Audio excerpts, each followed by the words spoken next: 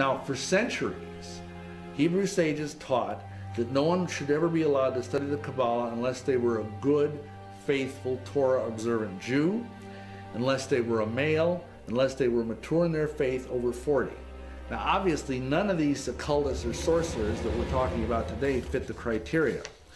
Like everything else, the devil got his hooks into the Kabbalah, especially after the Jews refused to accept Jesus as the Messiah. The difference is that the occult Kabbalah was and is promoted, even to this very day, as a way one could acquire mastery of the world, way outside the Torah or the will of the Creator.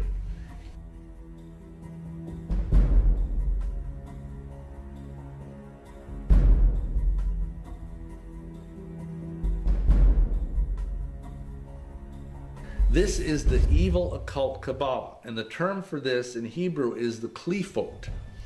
That word, which is translated as either harlots or husks, makes up the occult tree of life, also known as the tree of the knowledge of good and evil, as it's referenced in Genesis 2, chapter 9.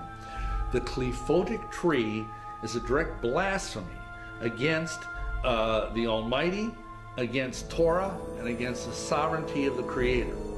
For example, on the Kabbalistic tree of life, the foundation of it is called Malkut, which is the Hebrew word for kingdom, meaning the kingdom of Yahweh.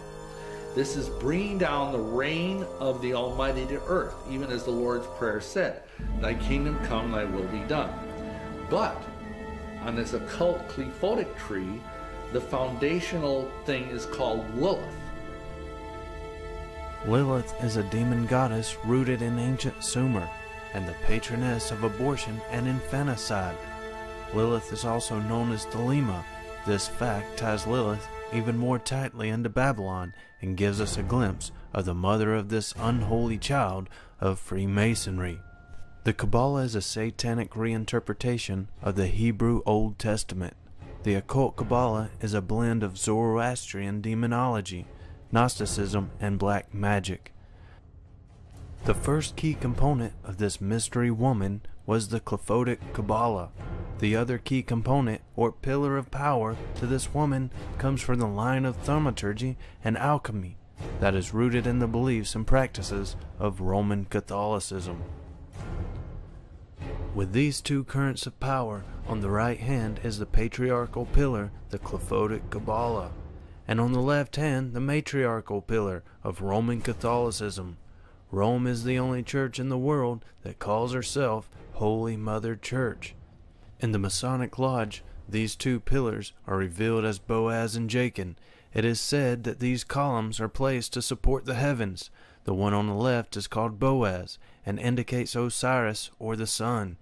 The one on the right is called Jachin and designates Isis, the symbol both of the earth and its productions and the moon. As with most occult symbols, the Masonic twin pillars conceal multiple layers of meaning, some intended for the profane and others divulged in higher degrees of Freemasonry.